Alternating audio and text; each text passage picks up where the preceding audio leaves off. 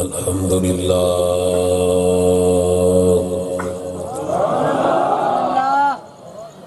الحمدللہ رب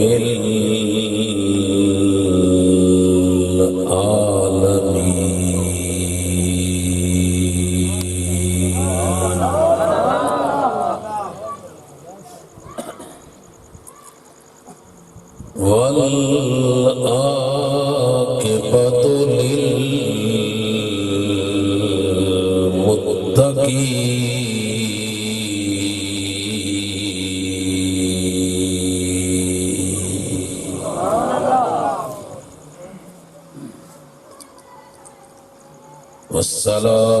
والصلاة والسلام على رسوله الكريم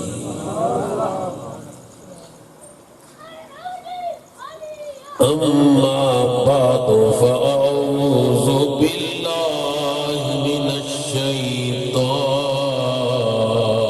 الرجيم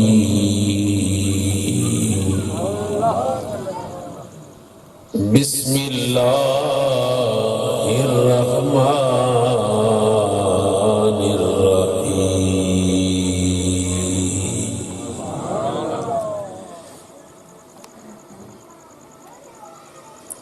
ما زاغ البصر وما طغى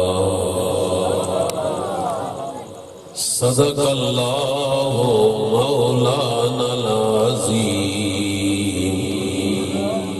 وصدق رسوله النبي الأمي الكريم الأمين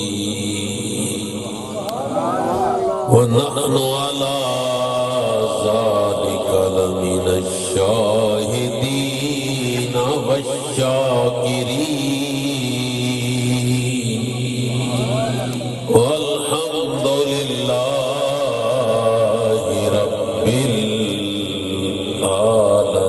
العالمين إن الله وملائكته يصلون على النبي يا أيها الذين آمنوا صلوا عليه وسلموا تسليما الصلاة والسلام عليك يا سيدي يا رسول الله وعلى آلك وأصحابك يا سيدي يا حبيب الله تمام حضرات محبت کے ساتھ جھوم کر ایک مرتبہ پھر بلند آواز سے حضور کی بارگاہ میں درود و سلام نذرانہ پیش ہوئے کوئی زبان بھی خاموش کر رہی ہے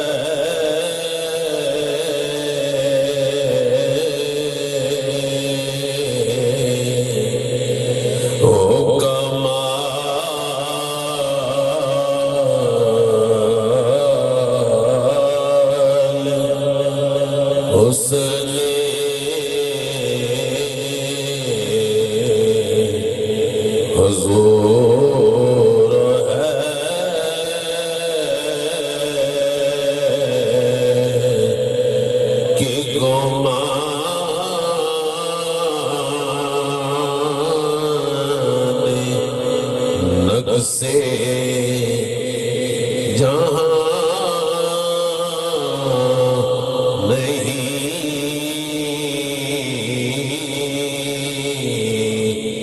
ہو کمال حسن حضور ہے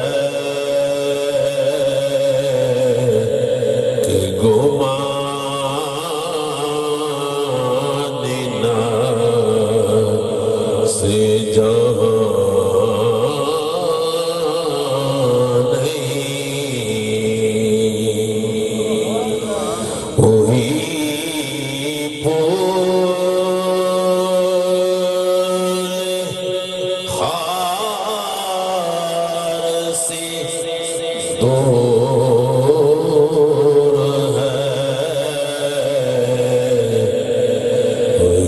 شمع ہے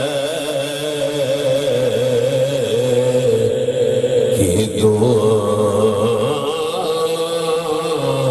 نہیں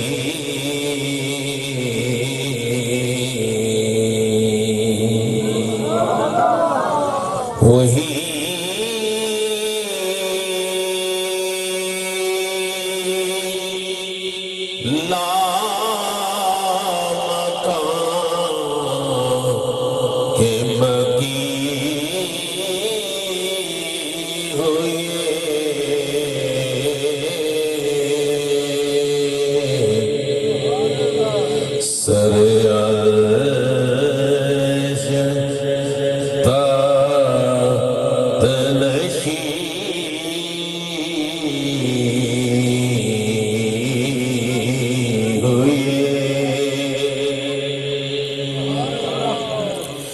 وہ نبی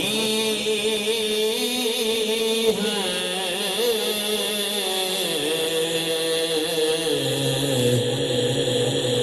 جن کے ہے یہ مقام وہ خدا ہے جس کا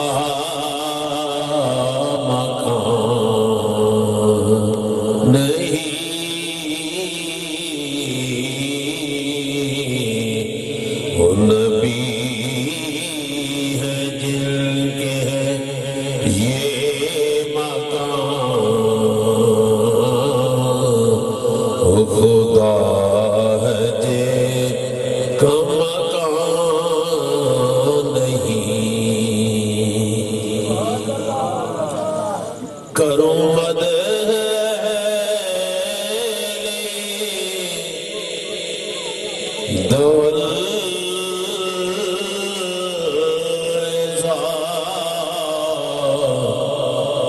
پڑے اس بلا میں میری بلا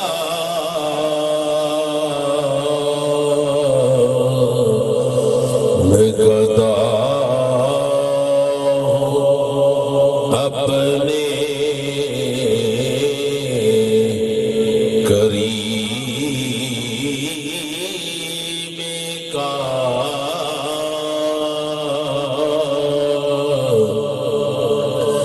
میں گدا ہوں اپنے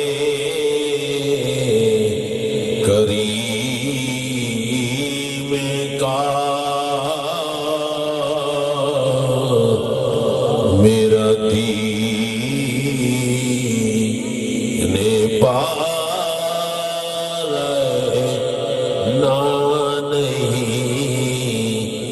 وہ کمال حسن حضور ہے کہ گمان نہ سے جہاں نہیں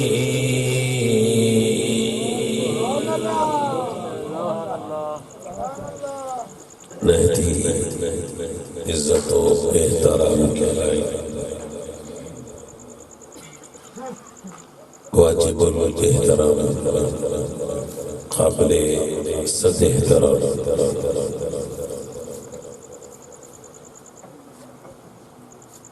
شمع جمال مصطفی کے پروانوں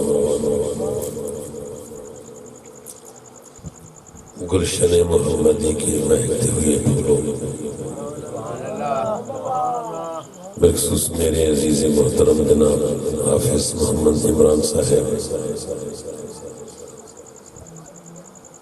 اور ان کی دوست احباب جنہوں نے اس محفل کا اہتمام کیا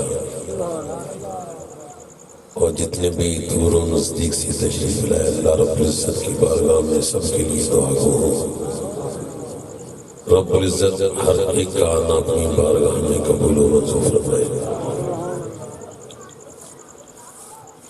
الحمدللہ ثم الحمدللہ ہم خوش نصیب ہیں اہل سنت خوش بخت ہیں کہ اپنے آقا و مولا کے ذکر میں گم بیٹھے ہیں کوئی دنیاوی غرض و غایت کوئی دنیا کا مال و متاع لینے کی غرض کوئی جاہ و منزلت دینے کا کوئی ارادہ نہیں لے کر آئے ہم اپنے آقا مولا کی بارگاہ سے اس کی کرم کی بھکاری بن کر آئے اور آپ اس بات پہ یقین رکھیں یہ ہم اہل سنت کا عقیدہ ہے کہ رب العزت نے اپنے محبوب کو وہ علم عطا فرمایا وہ نگاہ کو طاقت بخشی کہ حضور کی نگاہوں سے کوئی ذرہ بھی اوجھل نہیں ہے یہ ہمارے رب کی دی ہوئی طاقت اور یہ آقا دو جہاں کو جو دولت ملی اللہ کی عطا کردہ دولت ہے تو آج میں یہی چاہتا ہوں کہ آج ہم نگاہ مصطفیٰ کا تذکرہ کریں کہ رب العزت نے اپنے محبوب کی نگاہ کو کتنی طاقت بخشی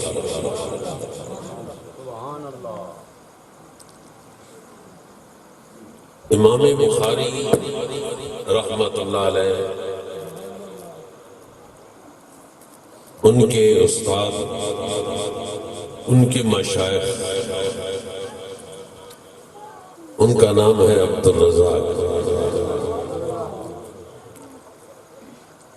وہ اپنی مصنف میں اپنی کتاب میں مصنف عبدالرزاق میں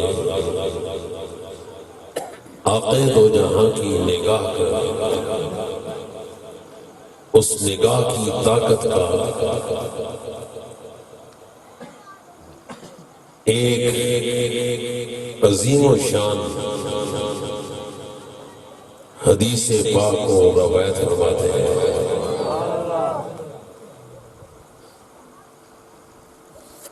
یہ امام بخاری کے مشائخ میں سے ہے ان کے اساتذہ میں سے ہے آپ فرماتے ہیں کہ آقا دو جہاں جلوہ فرما تھے حضور تشریف فرما آقا دو جہاں کی محفل سجی ہوئی تھی اللہ کیسی محفل کہ جس محفل میں پروانوں کی طرح نثار ہونے والے صدیق اکبر بیٹھے ہیں جس محفل میں اس شمع رسالت پہ نثار ہونے والے سیدنا عمر بیٹھے ہیں سیدنا عثمان ذی النورین بیٹھے ہیں حضرت مولا علی بیٹھے ہیں، اس محفل کی شان و عظمت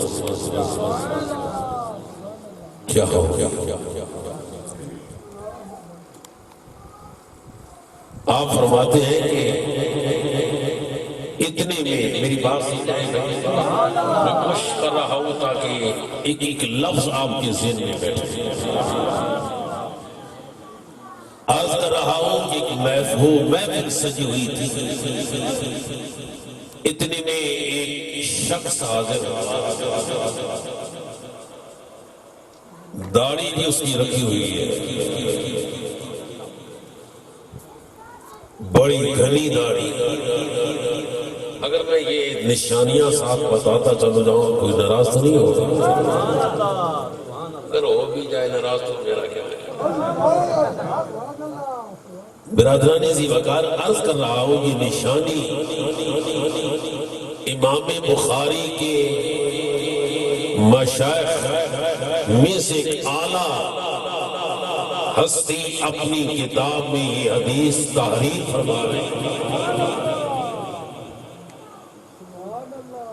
اگر میں کوئی کتاب کا حوالہ دوں تو آپ بے شک آپ تو کل مکمل ہو گئے، تیار ہو گیا ہے، کوئی دیر نہیں لگتی کوٹ گلہ آنے تک۔ عرض کر رہا ہوں دوست، ایک شخص آیا جس کی داڑھی بڑی گھنی داڑھی، آنکھیں اندر دھنسی ہوئی، اس کی رخسار ابھرے ہوئی ہے، عجیب قسم کی اس کی شکل، سر سے بالکل صاف، ایک بال بھی نہ تھا۔ آیا اور بڑی کرخت آواز میں، روکھی آواز میں لگائے محمد،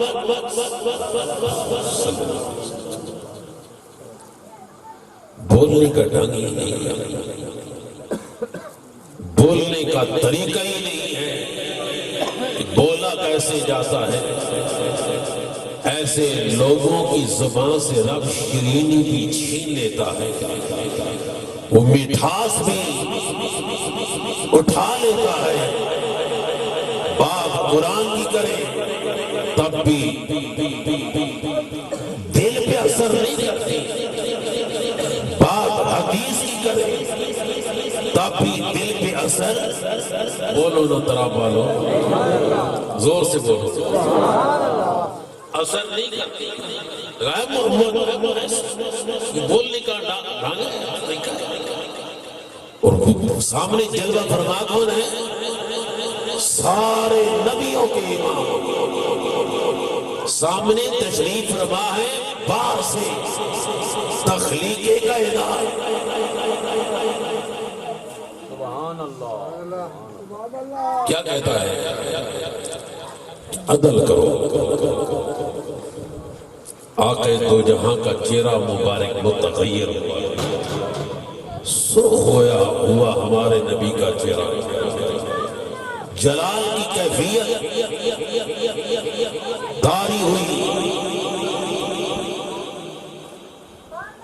جب اس بدبخت نے دیکھا کہ ان کا چہرہ بتا رہا ہے کہ جلال میں ہے، تو اسی لمحے اس نے اپنی پشت پھیری، پلٹا اور اپنی پشت اس نبی رحمت کی طرف کی اور تیز تیز قدم اٹھا کر چلنے لگا۔ اتنے میں سیدنا عمر نے تلوار کھینچی نے اور نبی کے بدلتے ہوئے تیبر کو دیکھا کہ یہ تیبر بتا رہے ہیں کہ اس بدبخت کا سر تن سے جدا کیا ہے، یہ بیادب، یہ گستاخ، اس کو جرأت ایسی ہوئی کہ نبی کی بارگاہ میں ایسا بولے؟ ارے رب کا قرآن پکار پکار کر یہ بتا رہا ہے لا ترفعوا اصواتکم فوق صوت النبی، اے دنیا والوں خبردار تمہاری آواز میرے نبی کی آواز سے بلند نہ ہو۔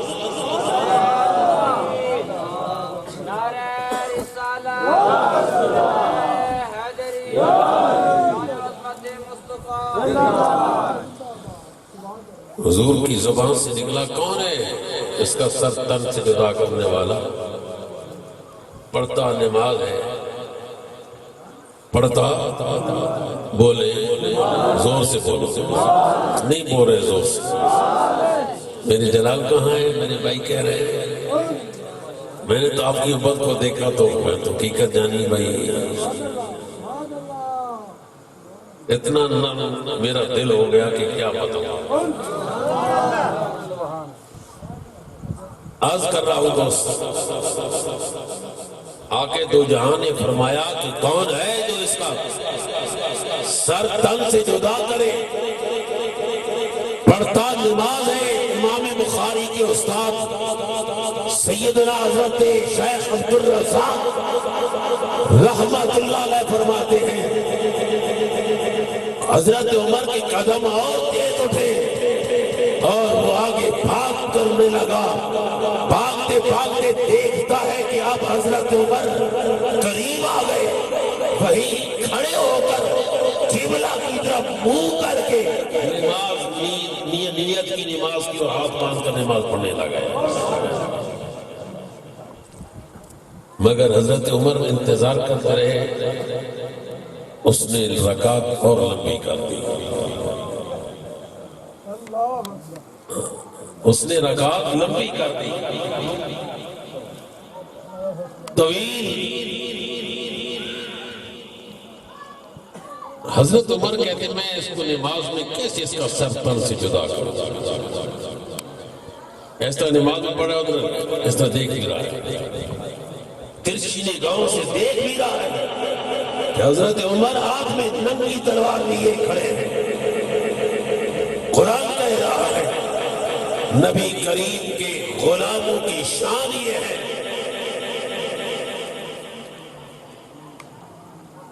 والذین معہ اشداء علی الکفار، کافروں پہ بڑے اور رحماء بینہم، آپس میں بڑے ہی مہربان ہیں۔ لمبی رکعت، طویل رکعت۔ حضرت عمر واپس گئے، امام بخاری کے شیخ فرماتے ہیں واپس گئے، یا رسول اللہ وہ نماز پڑھ رہا ہے، پھر آپ فرماتے ہیں کہ حضور پھر بولے، اور جانتے ہو نبی کا بولنا قرآن کہہ رہا ہے ما ینطق عن الہویٰ ان ہوا الا وحی یوحیٰ۔ تم میں ہم سب اپنی مرضی سے بولتے ہیں، اپنی خواہش سے بولتے ہیں، اپنی تمنا سے بولتے ہیں، مگر درا والوں یاد رکھو جب ہمارا نبی بولتا ہے زبان ہمارے نبی کی ہوتی ہے، بولنے والا خود خدا۔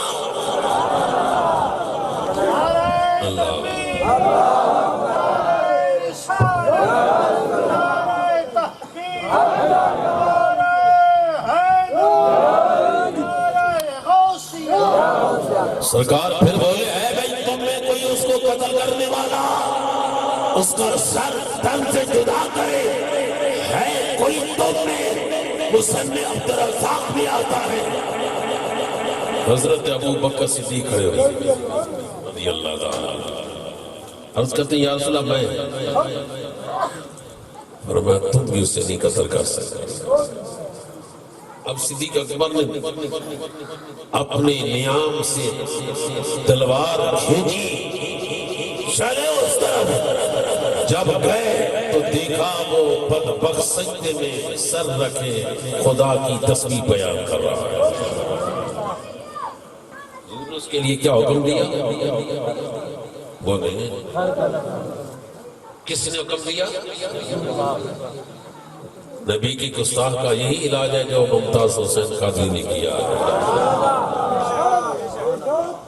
جو ممتاز حسین قادری نے کیا یہ حق ادا کیا، یہی فاروقیوں کا کام ہے۔ برادران زیرکار، یہی وفادار امتیوں کا شیوا ہے، یہی وفادار امتیوں کا طریقہ ہے کہ جو نبی کی شان میں گستاخی کرے وہ بدبخت اس قابل ہی نہیں کہ دنیا میں رہ سکے۔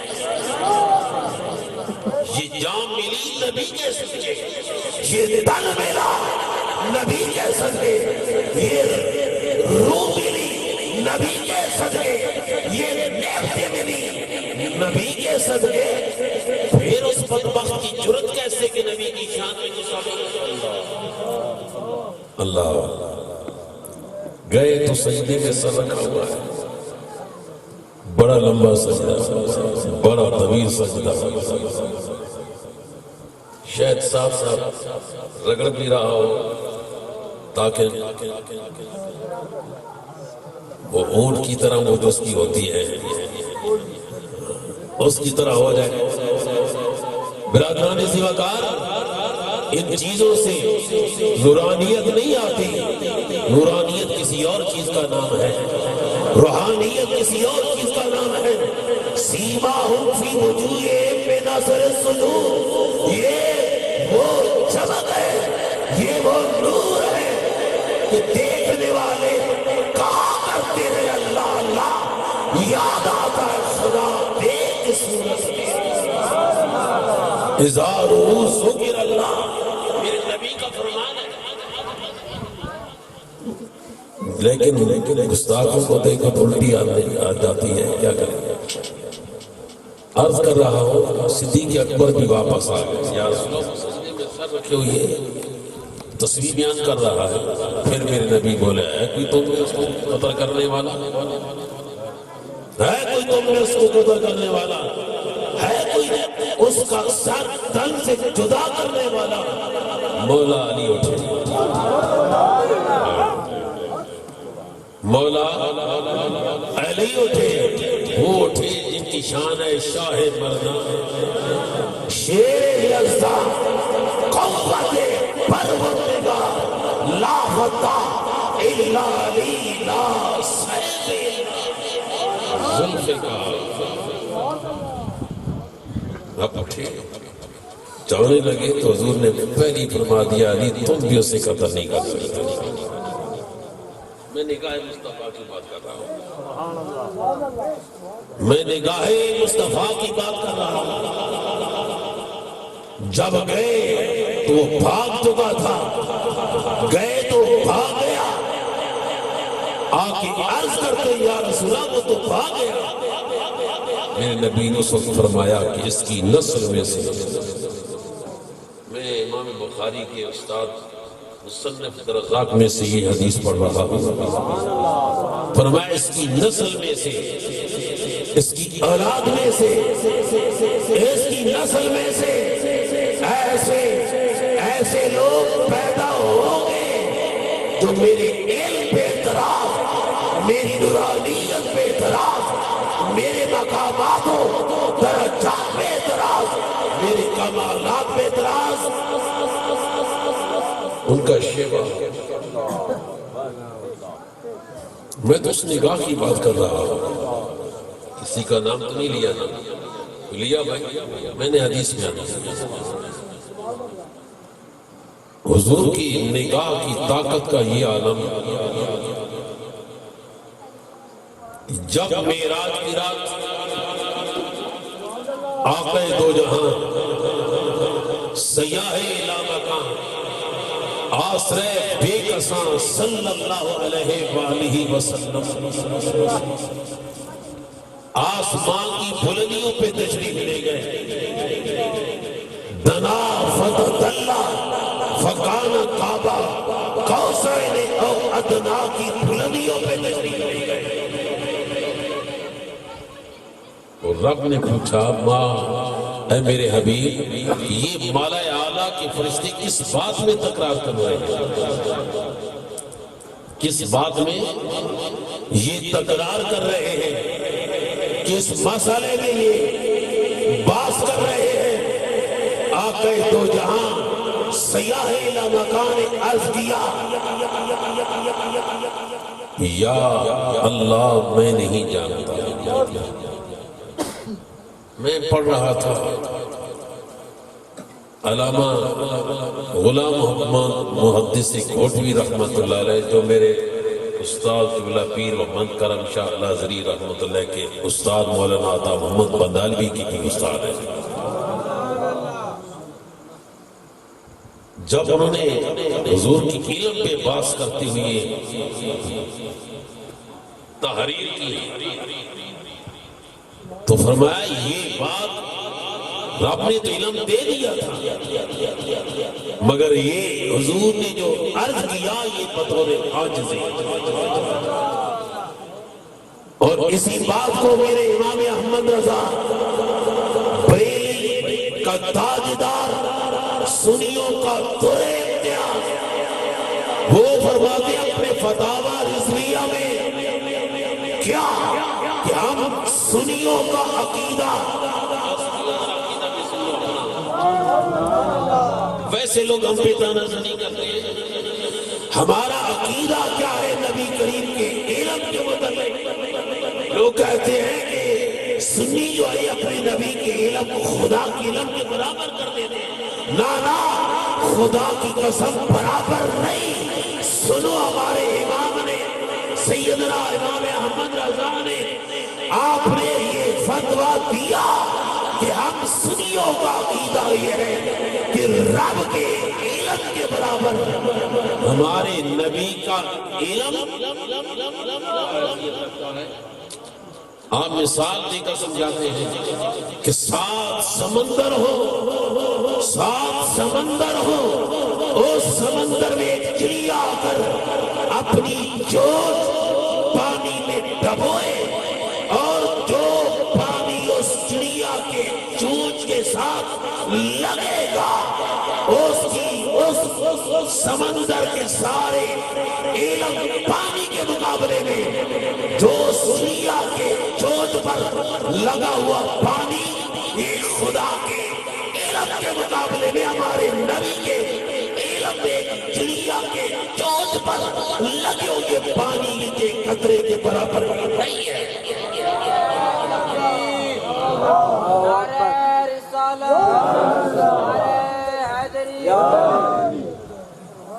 ہم کب کہتے ہیں کہ ہمارے نبی کا علم خدا کے علم کے برابر ہے؟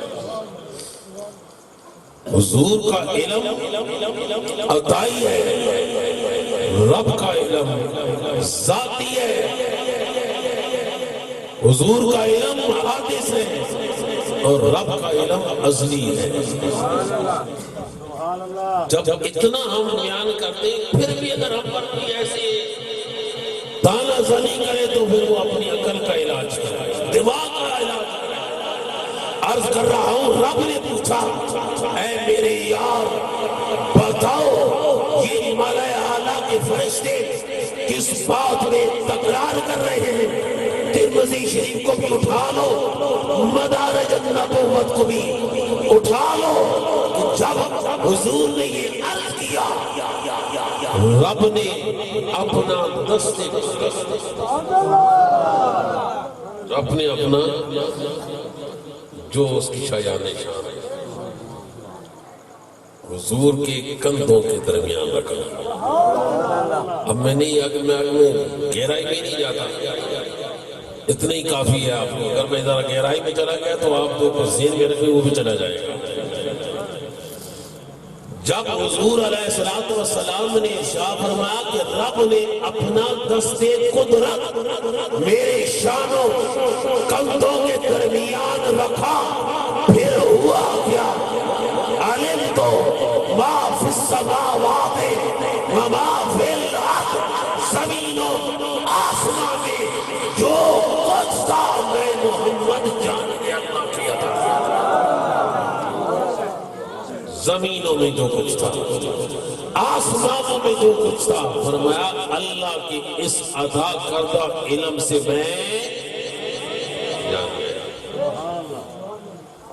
میں جان گیا۔ عرض یہ کر رہا ہوں حضور کی نگاہ کی طاقت، اللہ اکبر، اپنے رب کا دیدار کر رہے ہیں۔ علامہ انور کشمیری صاحب بڑی پیاری بات کرتے ہیں، وہ کہتے ہیں کہ موسیٰ کلیم اللہ نے جب عرض کیا اے رب لم یزل، اے مالک ارض و سما، اے خالق کائنات، تو اپنا دیدار کرا۔ رب نے جواب دیا پیارے کلیم تم میرا دیدار نہیں کر سکتے۔ کوئی بھی نہیں کر سکتا، یہ نہیں فرمایا کہ کوئی بھی نہیں کر سکتا، فرمایا اے پیارے موسیٰ تم میرا دیدار نہیں کر سکتے۔ یہ تو کسی اور کا حصہ ہے، یہ تو مدینے کے تاجدار کا حصہ ہے، یہ تو والضحیٰ کے مکھ والے کا حصہ ہے، واللیل کی زلفوں والے کا حصہ ہے۔ اور کیسا رب نے دیدار کرایا، کیسا دیدار کرایا۔ برادران زیوکار، موسیٰ کلیم اللہ تو عرض کرتے رہے اللہ میں تیرا دیدار کرنا چاہتا ہوں۔ رب نے فرمایا پیارے تم نہیں کر سکتے، لن ترانی، تم میرا دیدار نہیں کر سکتے، تم نہیں دیکھ سکتے مجھے۔ اب یاد کی باری ہے، ہمارے نبی کی باری ہے، قربان جائیے۔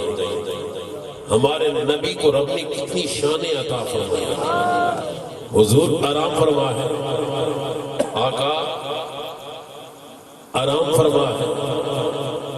جبریل کو حکم ملتا ہے جبریل جاؤ جاؤ میرے یار کو آسمان کی بلندیوں پہ بلا لاؤ اور میرا پیغام سناؤ، اے یار تیرا رب تیرے دیدار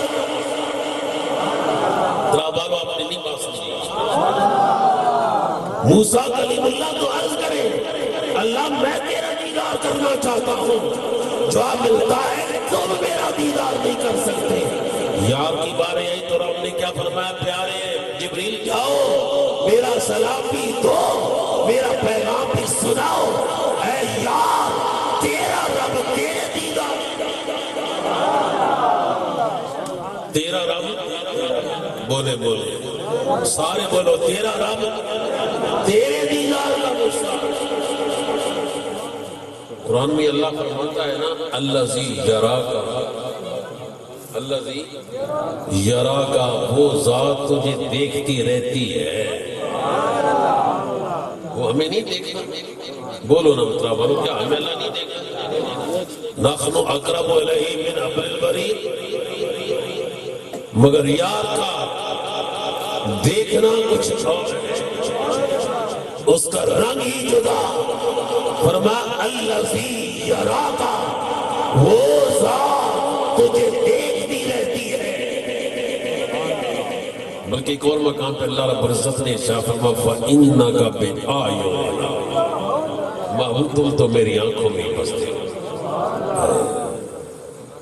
یہ رب کو اپنے یار سے کیا ہے بھئی، کسی سے کوئی بہت ہی محبت ہو جائے نا، کہنے سجنا تو میری اکھاں دا تارا، آگے دے کوئی نہیں کہ نہ کو نہ کہتے ہو، ورنہ اکثر کہتے ہیں جس سے محبت بڑھ جائے محبت ہو جائے، راز سجنا تو میری اکھاں دا تارا، یعنی تم میری آنکھوں کے تارے ہو، میری آنکھوں کا نور ہو، یہ محبت بھی کہتے ہیں۔ تو رب فرماتا فَإِنَّكَ بِأَعْيُنِنَا، معبود تم تو میری آنکھوں میں بستے ہو۔ اللہ اکبر، یار کے دل میں آئی یہ بات کہ ہمارا قبلہ کعبہ ہونا چاہیے، وہ کعبہ جس کی بنیادوں کو کھڑا کیا ابراہیم خلیل اللہ نے، اسماعیل ذبیح اللہ نے، وَإِذْ يَرْفَعُ إِبْرَاهِيمُ من البیت، اس کی بنیادوں کو ابراہیم خلیل اللہ نے کھڑا کیا، اسماعیل ذبیح اللہ نے کھڑا کیا، دل میں آیا حضور نماز پڑھ رہے ہیں، زور کی ہے یا اثر کی، مدینہ المنورہ کے دھرتی پر ایک مسجد آج بھی ہے جس کا نام ہے مسجد قبلہ تین، مسجد قبلہ تین، بالکل سامنے محراب ہے اور ایک پیچھے نشان بھی ہے، بالکل پیچھے نشان ہے۔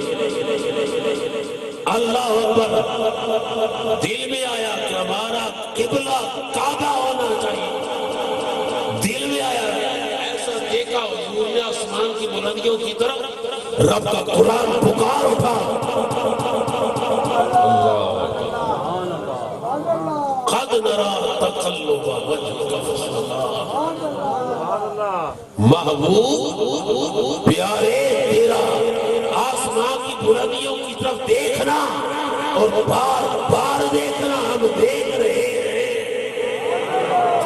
یہ نہیں فرمایا کہ دیکھ رہے تھے، دیکھ رہے ہیں، کیوں الذی یراک حین تقوم، جب تم کھڑے ہوتے ہو رب تمہیں دیکھتا ہے۔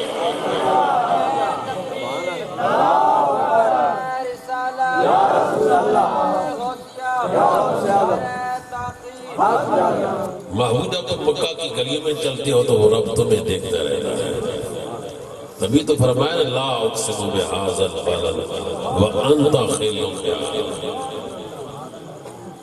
عرض کر رہا ہوں دوستوں، دل میں آیا، رب نے فرمایا محبوب ادھر چہرہ پھیرو، جدھر تو چہرہ پھیرے گا ادھر ہی کعبے کو قبلہ بنا دیا جائے گا۔ عرض یہ کر رہا ہوں کہ آقا دو جہاں سیاح لامکان صلی اللہ علیہ وآلہ وسلم اپنے رب کا دیدار کرتے ہیں، رب نے فرمایا یار تیرا رب تیرے دیدار کا مشتاق۔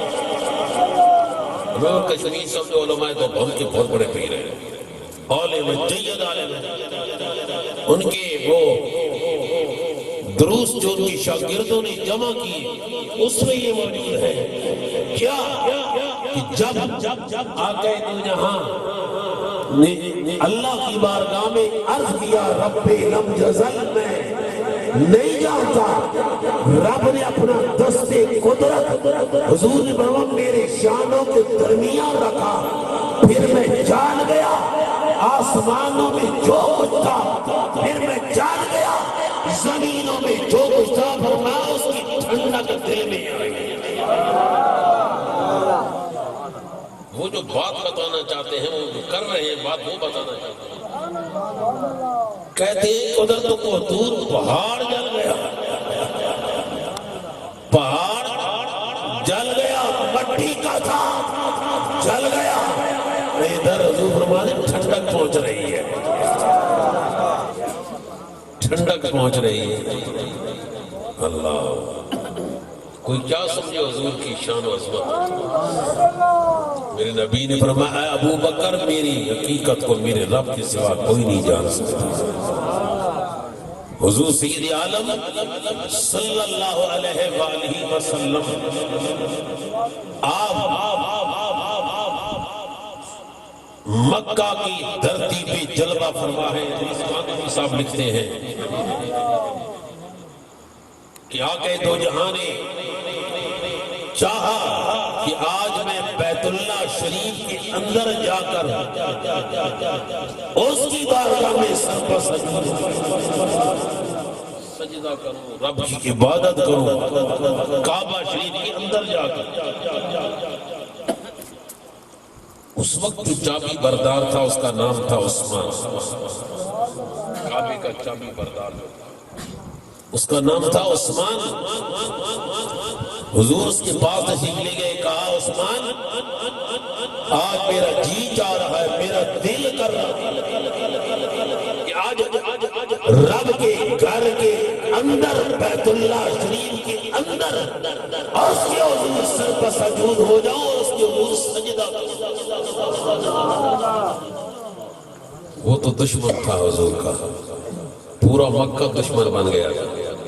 جب آپ کے دو جہاں نے ارشاد فرمایا لوگوں یہ پتھروں کی مورتیاں تمہارے الہ نہیں ہے، یہ بت تمہارے الہ نہیں ہے، تمہارا الہ وحدہ لا شریک ہے، تمہارا الہ وہ ہے جس نے آسمانوں کو پیدا کیا، تمہارا الہ وہ ہے جس نے زمین کو پیدا کیا، یہ بت تمہارے الہ کیسے؟ ان کو پتھروں جن کو تو نے پہاڑوں سے اٹھایا، چٹان کو اٹھایا پہاڑ سے تراشا اور ان کے سامنے سر سجدے میں رکھ دیا، اتنے ناداں ہو گئے۔ اتنا ہی کہا میرے نبی نے کہ وہ دشمن بن گئے۔ چاہیے تو یہ تھا کہ سوچتے واقعی بات تو ایسی ہی ہے، ہمارا الہ تو وہ جس نے ہمیں وجود عطا کیا، ہمارا الہ تو وہ جس نے ہمیں نعمتیں عطا کی، ہمارا الہ تو وہ ہے جس نے بے شمار نعمتوں سے ہمیں نوازا۔ دشمن بن گئے، کہنے لگا کہ اے محمد صلی اللہ علیہ وسلم ہر ایک کو چابی مل سکتی ہے مگر تمہیں نہیں دی جا سکتی، سبھی کو میں دے سکتی ہوں مگر تمہیں نہیں دے سکتی۔ ہمارے نبی جلال میں نہیں آئے، حضور جلال میں نہیں آئے۔ اگر آج ہم کسی کو کام کہیں گے ملک صاحب کام کرنے کو کہہ رہے ہیں، وہ کہے گی میری آج مجبوری ہے، میں نے کہیں کام پہ جانا ہے تارا گنگ، تو ملک صاحب چیف جب ہی ہو جائے گا، میں کہوں اور وہ انکار کرے۔ تو میں آپ خدمت میں عرض کر رہا ہوں حضور کے خاندان سے بڑھ کر دنیا میں کوئی خاندان نہیں ہے، حضور کے قبیلے سے بڑھ کر عظمت والا کوئی قبیلہ نہیں ہے، شان والا قبیلہ عظمت والا خاندان ہے تو ہمارے نبی کا خاندان ہے۔ حضور جلال میں نہیں آئے بلکہ آقا مسکرا کر، سرکار مسکرا کر فرمانے لگے عثمان سن، ایک دن آئے گا، ایک وقت آئے گا، ایک گھڑی آئے گی، چابی میرے ہاتھ میں ہوگی، جسے چاہوں گا چابی دوں گا۔ میرے نبی کی عطا بھی ذرا سننا آجائے، جسے چاہوں گا چابی دوں گا۔ کہنے لگا پھر وہ دن قریشیوں کی ذلت والا دن ہوگا، ان مکہ کے قریشیوں کی ذلت والا دن ہوگا۔ فرمایا نہیں، عزت والا دن ہوگا، میں ذلیل کرنے کے لیے نہیں آیا، میں تو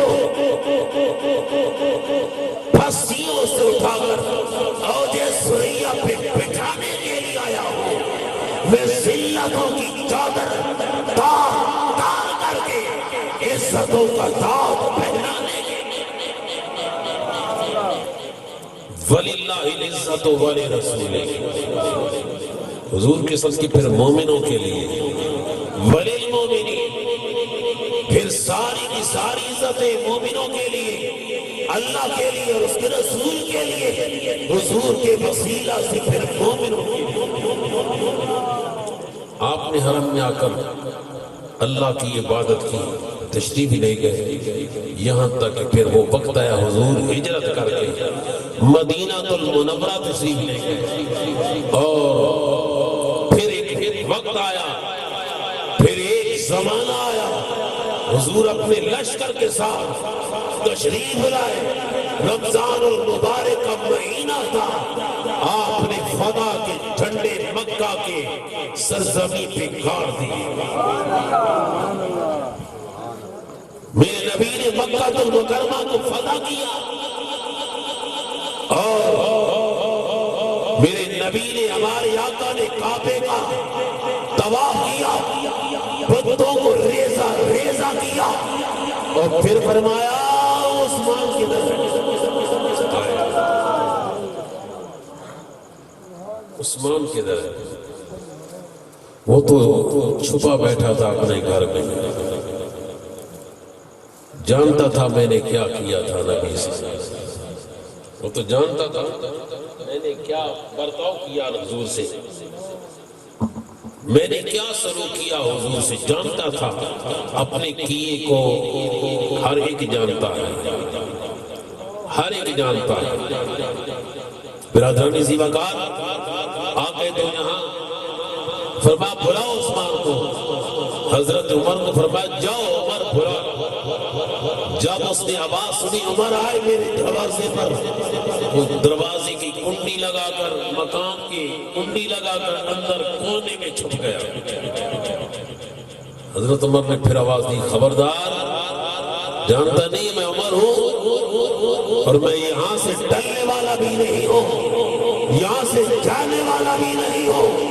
مجھے حکم دیا نبی کریم نے، مجھے حکم دیا رسول اعظم نے، مجھے حکم دیا رب کے یار نے، میں تجھے بالوں سے کھینچ کر کی بات۔ اللہ اکبر یا رسالہ یا رسول اللہ حیدری شان و عظمت مصطفیٰ۔ اللہ اس کی ماں نے کہا کہ عثمان چلے جاؤ، وہ بڑے مہربان ہیں، جانتی نہیں وہ عبد المطلب کے پوتے ہیں، بڑے مہربان ہیں، جانتی نہیں وہ ہاشم کے خون ہے جس کی دسترخوان پہ غریب و امیر سبھی پلتے تھے، جانتی نہیں وہ عبداللہ کے بیٹے ہیں جن کی شرم و حیا سے ہر ایک انسان آگاہ تھا، ان سے شرم و حیا میں بڑھ کر پوری مکہ کی وادی میں کوئی جاؤ گیا۔ حضور سامنے جلوہ فرما ہے، اب عثمان کا جسم کانپ رہا ہے، لرزہ طاری ہے، ٹانگیں کانپ رہی ہیں، لڑکھڑا رہی ہے ٹانگیں، پاؤں ڈگمگانے لگے۔ جب قریب آیا فرمایا عثمان، جب حضور نے نام لیا عثمان، ذرا نگاہ آنکھ اٹھا کر دیکھو نا میری طرف۔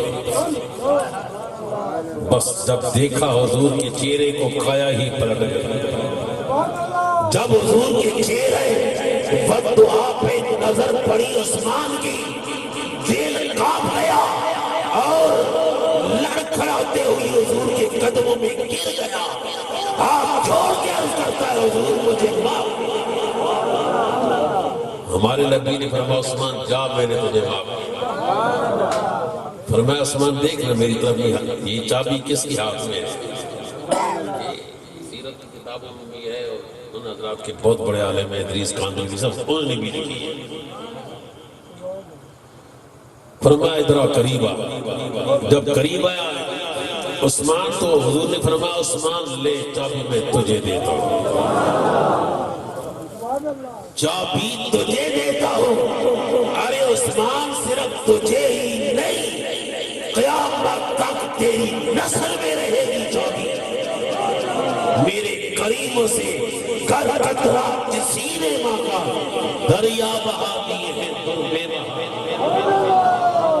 یہ میرے نبی کی عطا ہے، یہ میرے نبی کی عطا ہے۔ اور ایک اور رب کی بارگاہ سے ہمارا نبی تحفہ بھی لے کر آیا ہے۔ کیا لے کر آئے؟ بولے زور سے بولو، نہیں کھڑک کے بولو، نہیں ابھی دل سے آپ کی آواز نہیں نکل رہی ہے۔ بھئی آپ سے میں بڑھ کر تھکا ہوا، آپ جانتے ہیں حقیقت جانے۔ ہمارے عزیز بیٹھے انہوں نے کہا جی فلاں گھر جانا ہے تو آخر کے لیے فلاں گھر جانا ہے۔ میں نے کہا بھائی جانا، بات یہ ہے میری ٹانگیں کام ہی نہیں کر رہی ہے، صبح سے نکلتا ہوں بس انہی محفل میں الحمدللہ، کل پھر صبح سے روانگی ہوگی، رات کو نہیں کہاں ہوگا۔ عرض کر رہا دوستو، حضور کو رب کی بارگاہ سے ایک اور تحفہ ملا۔ یہ تو نبی کریم نے تحفہ دیا نا کہ کعبے کی چابی عثمان تیرے پاس اور قیامت تک تیری نسل میں رہے گی۔ کتنا عظیم تحفہ، کتنا۔ اب رب نے بھی اپنے حبیب کو تحفہ دیا، محبوب یہ تیری امت کے لیے تحفہ ہے۔ کیا تحفہ ہے؟ عثمان نے وہ تحفہ قبول کیا نا، ایسا کیا کہ پھر آج تک ان کی نسل میں ہے۔ رب نے تحفہ ہمیں بھیجا، بھیجنے والا رب، لانے والے نبی، وہ کتنا عظیم امتی ہے جو اس نے تحفہ قبول کیا۔ رب کا بھیجا ہوا تحفہ حضور کے ہاتھ، بولے نا سبحان اللہ۔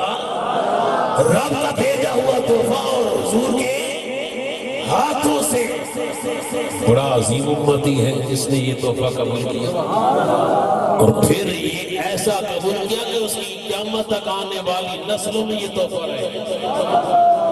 وہ عظیم امتی ہے نا۔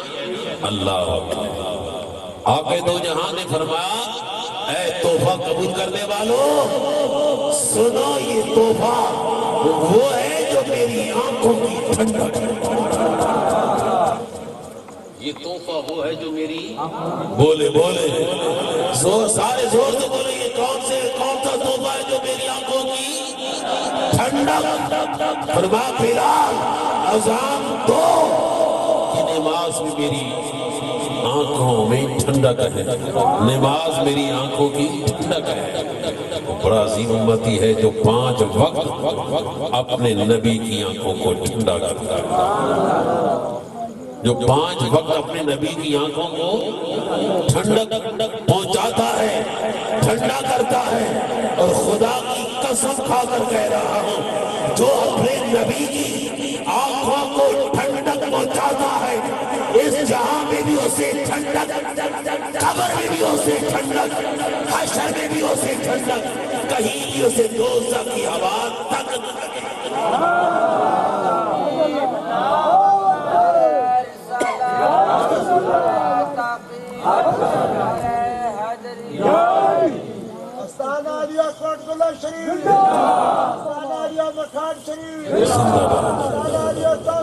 زندہ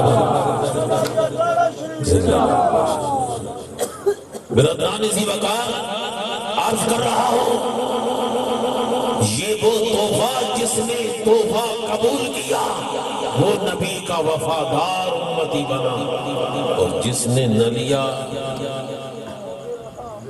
بولے زور سے بولو، وفا کر بے وفا نہ بن۔ سیکی کے ایک شعر کہتے ہیں، محمد یار وفا کر بے وفا نہ بن، حیا کر بے حیا نہ بن۔ میرے نبی نے فرمایا، جس نے یہ تحفہ قبول نہ کیا اس نے کفر کیا۔ یہ میں کہہ رہا ہوں، بولے نبی کریم فرما رہے ہیں، جنہوں نے زمین پہ قدم رنجا فرما ہوتی ہی بارگاہ قدس میں عرض کی، یا رب حبلی امتی، یا رب حبلی امتی، اللہ میری امت کو میرے ہبہ کر دے۔ زندگی پر آقا اپنی امت کی بخشش کی دعائیں مانگتے رہے، اور کل قیامت کا دن ہوگا، باپ بیٹے سے جدا، بیٹی ماں سے جدا، بھائی سے جدا، دوست سے جدا، ہر ایک جان پکار رہی ہوگی، یا رب نفسی، یا رب نفسی۔ ایک ہمارا نبی ہوگا جو فرما رہے ہیں، یا رب امتی۔ حضور کیا فرما رہے ہوں گے؟ اللہ کی بارگاہ میں کیا عرض کر رہے ہوں گے؟ یا رب میرا امتی، میرا امتی۔ امتی تو وہ ہے نا جس کا چہرہ بھی چمک رہا ہے، پہچان ہے میرے نبی کی امتی کی، جس کا چہرہ بھی چمک رہا ہے، جس کے ہاتھ بھی چمک رہے ہیں، اور جس کے پاؤں بھی چمک رہے ہیں۔ حضور فرمایا، یہ میرا امتی ہے۔ عرض کیا نا، یا رسول اللہ اتنی امتی ہوں گی، پیارے آدم صفی اللہ سے لے کر عیسیٰ روح اللہ تک اتنی امتی ہوں گی، آپ اپنی امت کو کیسے پہچانیں گے؟ میرے نبی نے فرمایا، جو میرا ہوگا اس کا چہرہ بھی چمک رہا ہوگا، اس کے ہاتھ بھی چمک رہے ہوں گے، اس کے پاؤں بھی چمک رہے ہوں گے، کہ پاؤں وضو کے وقت جن اعضاء کو دھویا جاتا ہے، میرے نبی نے فرمایا وہ نور علی نور بن کر جگمگا رہے ہیں۔ میں پہچان لوں گا یہ بھی میرا امتی، یہ بھی میرا امتی، آجا زید آجا عمر تو بھی میرا امتی جی، آجا بکر تو بھی میرا امتی۔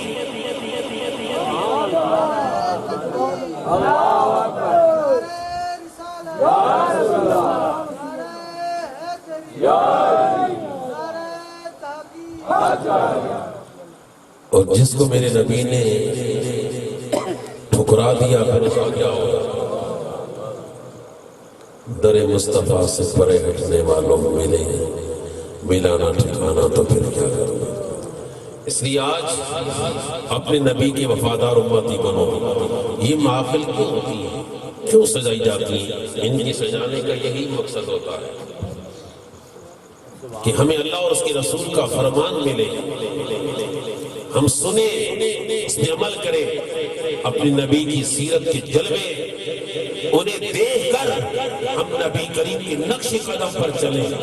اللہ رب العزت ہمیں پکا سچا نمازی بنائے، حضور کا سچا غلام بنائے، اور آقا دو جہاں کی غلامی کا پٹا ہمیں عطا فرمائے۔ وآخر دعوانا ان الحمدللہ رب العالمین۔ جن کا بھائی حسن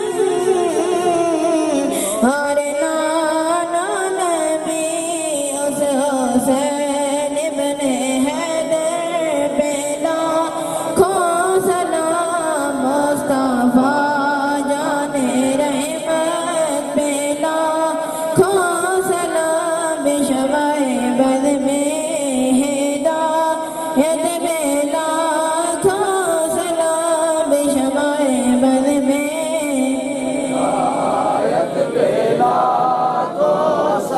جن کا دھوکے سے کوفے بلایا گیا، جن کے بچوں کو پیاسا رلایا گیا، جن کی گردن پہ خنجر چلایا گیا، اس حسین ابن حیدر پہ لاکھوں سلام، مصطفیٰ جان رحمت پہ لاکھوں سلام، شمع بد میں ہدایت میں لاکھوں سلام، شمع بد میں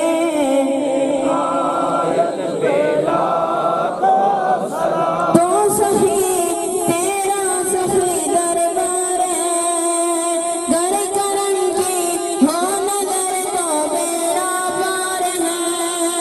السلام اے خدا کے لاڈلے اور پیارے رسول، یہ سلام عاجزانہ ہو قبول، یہ سلام عاجزانہ ہو قبول۔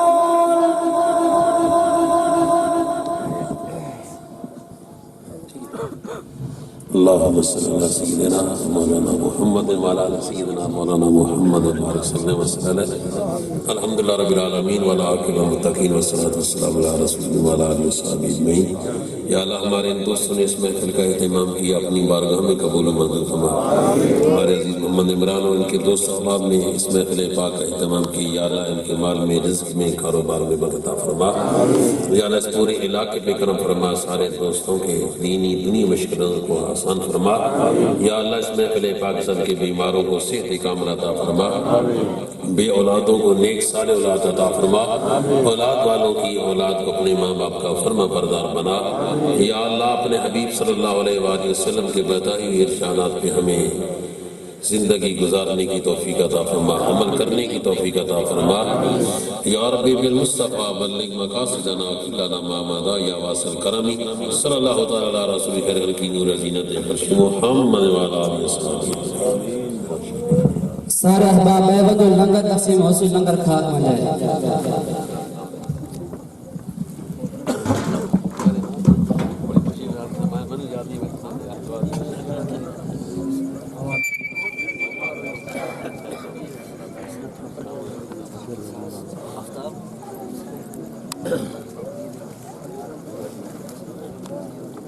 Tamam.